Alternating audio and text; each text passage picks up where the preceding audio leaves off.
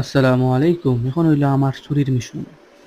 আমার অনেক পেটে বুকে ধরছে কদিন থেকে আমি ডায়েট করাম, কিন্তু কি ভালো ডায়েট আর বায়েট দিনও খাই না, বাট কিছু সময় পরে পরে খালি পেটে বুকে ধরিলে। তো আমি পালঙ্গ নিচে বক্স থেকে কলা বা করছি, কিন্তু অনেক কলা আছে, কিন্তু ফ্রেশ কলা আছে ফাইরা। তো আমি হুম, দুইটা কলা বার করছি। আর ও দুইটা কলা সব থেকে সুন্দর বড় বড় চাই, আবার আমার তো চোখ রাখতে বুঝছো নি, বড় বড় ছাড়া আমার চলে না। ও আমি রাখি দিলাম, এর মধ্যে আমার ভাই কইরা বাদে মরে একটা কলা। তো কইলাম তে তুমি উবাও, কইয়াও টান মারি ছিললাম, সিরিয়াও মারলাম, তাস করি ইটা। হ্যাঁ। ইটা তো টানা তো পড়ছে না, তাই না? আমার কইলো অত জায়গা তাস তুই ওখানে ওইটা মারেনি আমার হাতে। ও কইয়া আবার আমি পাকুড়াত গেলাম কি, পাকুড়াত গিয়া অলরেডি আমি বেড ঢুকিয়া বাহিরে রাখছি, এখন ওগুন দিয়ে খাইমু। আর বিশেষ করে হইল যে এখন প্রায় 10টা বাজে, কিছুক্ষণ পরে আবার আমরা ঘরে রাতের খানি খাওয়া হইব, কিন্তু আমার তো পেটে সহ্য হন না, আম্মর কিল্লা খান খাওয়ার লাগি। আম্মর কিল্লা খান মোর পেটে বুকে ধরছে।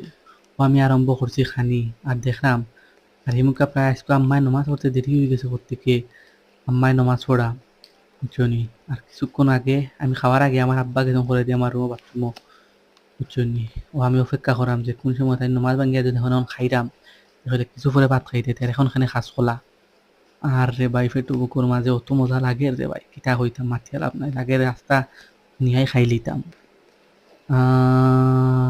আর দেখলাম হিমুকা নমাজ শেষ হয়ে গেল, খবর আছে আমার ধরা খাই। হিমকা গড়ি বাজে সময় হয়ে গেছে বহুতটা বুঝছো নি। কিছু করে ভাত খাইতাম, কিলান খাইতাম নিজেও জানি না, এখন খাইলাম এখন মজা লাগে বুঝছো নি। একটা ভাঙ্গিছি, ভাঙ্গিয়াও 2 নম্বরটা খালি ভাঙ্গাত লাগছি বুঝছো নি, আর এক শব্দ পাইছি। বললাম আল্লাহ আমার নমাজ শেষ নি, দেখি না করে দিই। তো আখতে দেখি এক শব্দ, দেখি আমার বারুম থেকে বারে ও আমি ভাই গেছি মোবাইল তুইয়া আমি গেছি কি বুঝছো নি। তো অপেক্ষা করছি তাই বাথরুম আমার রুম থেকে পাক্কুটা মুখা দেওয়ার পরে আমি খাইতাম। অপেক্ষা করা আমি এখন গিয়ে ফালাং করতে দৌড়িয়া লুকাইছি। ওই সমস্যা নাই যে আমি এখন খাই কেনে, বাট ওখান হইবা যে খানিক টাইম কিছু পরে এখন খাওয়ার কি দরকার, তোর সময় ধৈর্য দেওয়া নানি। আমার তো কোনো ধৈর্য নাই।